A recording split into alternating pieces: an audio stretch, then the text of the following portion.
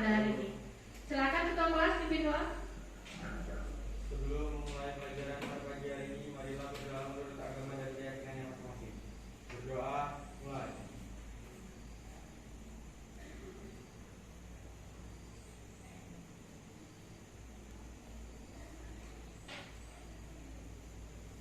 Doa selesai.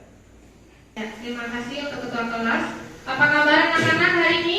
Baik, Bu. Alhamdulillah, sehat semua ya? Sehat. Ya, sebelum kita memulai pembelajaran, Ibu absen dulu. Hari ini siapa yang tidak hadir? Di sakit ya? Budi Arianto dan sakit dan Novi Antara. Tadi sudah ada suratnya ya. Ada lagi? Hanya 2. Oke, yang lainnya berarti masuk. Ya, supaya tidak tertular virus. Benar. Sesuai dengan pembelajaran kita hari ini, maka kita akan belajar tentang virus. Nah, adapun tujuan pembelajaran kita hari ini, jadi ada 5 tujuan ya yang harus kalian capai pada pembelajaran hari ini. Yang pertama, peserta didik dapat mengidentifikasi ciri-ciri maupun sifat virus. Lalu yang kedua, peserta didik dapat membandingkan bentuk virus dan membedakan klasifikasinya. Yang ketiga, peserta didik dapat menganalisis perbedaan virus dengan makhluk hidup lainnya. Dia berbeda nggak sih dengan makhluk hidup lainnya? Gitu ya. Lalu yang keempat, peserta didik dapat memaparkan cara menghindari bahaya virus seperti influenza, AIDS, dan COVID-19. Satunya influenza, satunya cacar. Itu penyakit apa?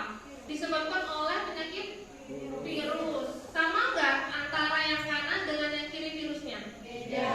Berbeda. Bagaimana cara membedakannya? Dari penyakitnya dilihat.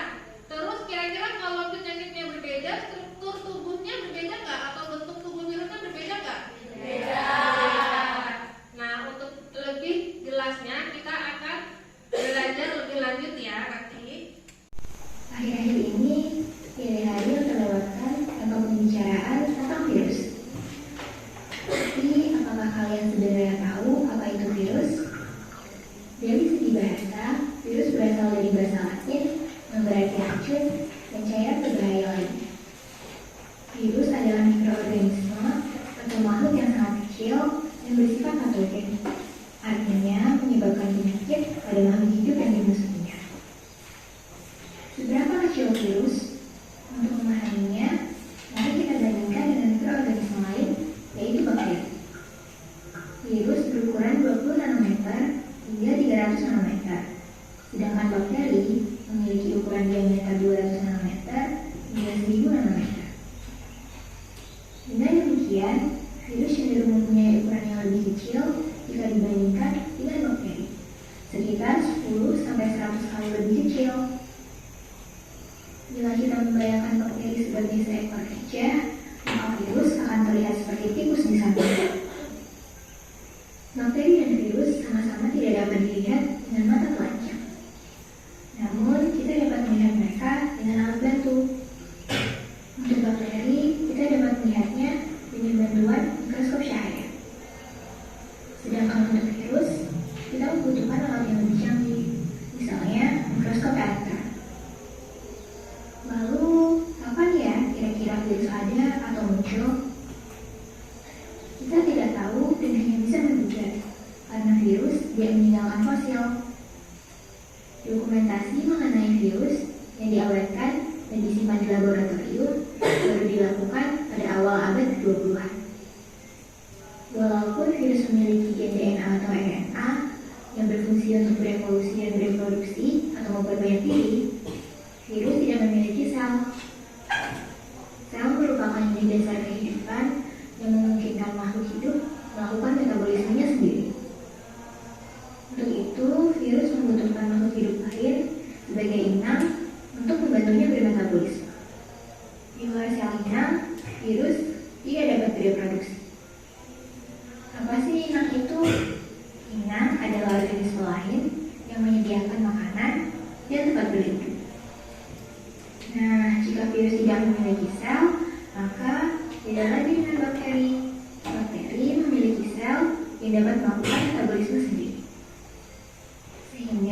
bakteri dapat berkembang dan bereproduksi tanpa bantuan inang. Nah, sekarang kalian tahu kan perbedaan mendasar antara virus dan bakteri? Di depan tuh menjelaskan apa sih? Perbedaan virus dan bakteri. Ya, bedanya apa? Yang kamu tahu? Virus itu memiliki DNA atau RNA, kalau bakteri itu memiliki sel. Terus?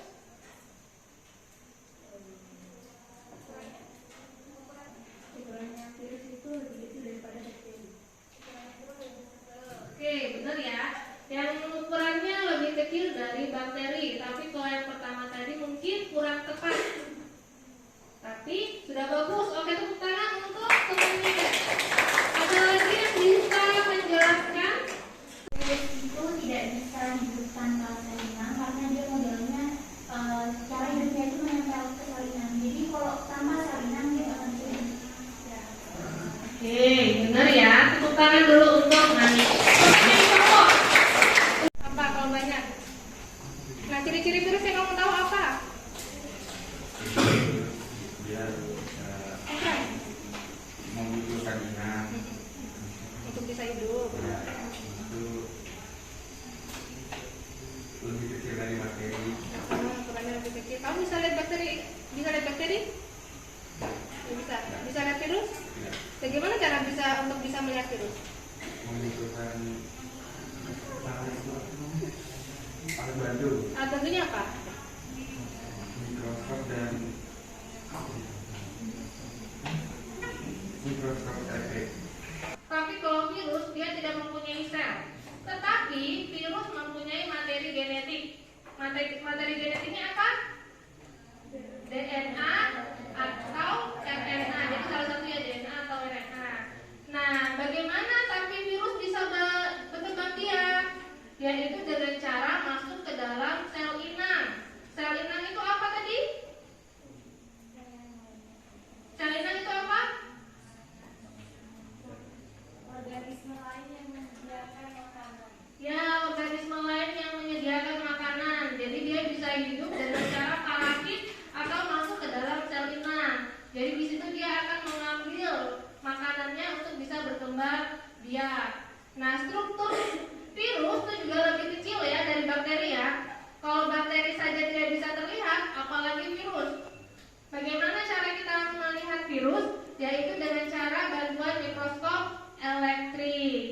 Isi di belakangnya, di belakang dari LKPD ini. Jadi silakan kalian isikan, lalu kalian isi. Untuk literaturnya boleh menggunakan buku ajar yang sudah ibu bagikan atau boleh dengan mencari di internet. Silakan. Untuk efisien waktu silakan dibagi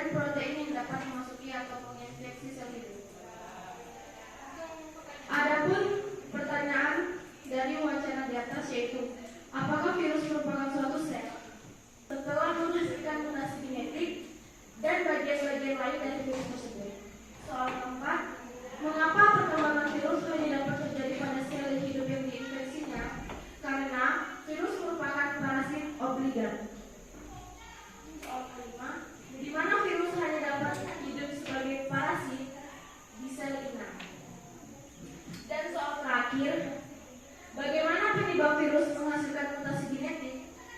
Dapat diibaratkan bahwa virus dapat bertahan dengan cara menempel pada sel inang. Bahwa virus merupakan organisme peralihan antara benda mati dengan makhluk hidup. Virus juga bukan sel atau organisme. Bagaimanakah pendapat Anda tentang pertanyaan tersebut? Yaitu, virus adalah mikroorganisme patogen yang hanya dapat bereplikasi dalam sel makhluk hidup karena mereka tidak memiliki perlengkapan seluler untuk berproduksi sendiri. Kita sudah melakukan presentasi. Yang lainnya, ada sudah menyimak ya? Nah, silakan boleh yang mau menanggapi atau bukunya saya nggak sama nih sama kelompok 6. Boleh angkat tangannya langsung. Kita cari kebenarannya bagaimana. 19 adalah virus yang menyerang sistem pernapasan manusia. Kalau menurut kelompok 2 nih, COVID-19 itu hanyalah virus yang menyerang pernapasan manusia. Kira-kira yang lainnya gimana? Benar nggak? Virus COVID-19 bukan cuma menyerang pernapasan, tapi semua hal kayak bisa jadi nggak mau makan, baru-baru batuk, pilek, panas. Benar ya. Jadi COVID-19 atau virus coronavirus itu tidak hanya menyerang pernapasan aja. Jadi dia akan menyerang seluruh organ tubuh kita. Mana yang lemah maka itu yang akan diserang. Ibu mau dong satu orang yang membuat kesimpulan apa sih yang kita pelajari pada hari ini? Yang mau angkat tangan. Assalamualaikum warahmatullahi wabarakatuh.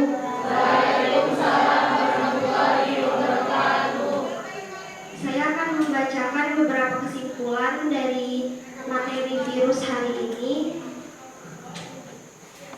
Kesimpulan yang pertama yaitu dari ciri-ciri virus. Dari ciri-ciri virus ini, yaitu virus ini bersifat ambigan. Seluler berupa monoskop, hanya dapat berreproduksi pada makhluk hidup. Hanya memiliki satu asam nukleat dan dapat dikristalkan. Yang kedua, struktur tubuh virus. Struktur tubuh virus memiliki berupa selaput yang disebut dengan envelope.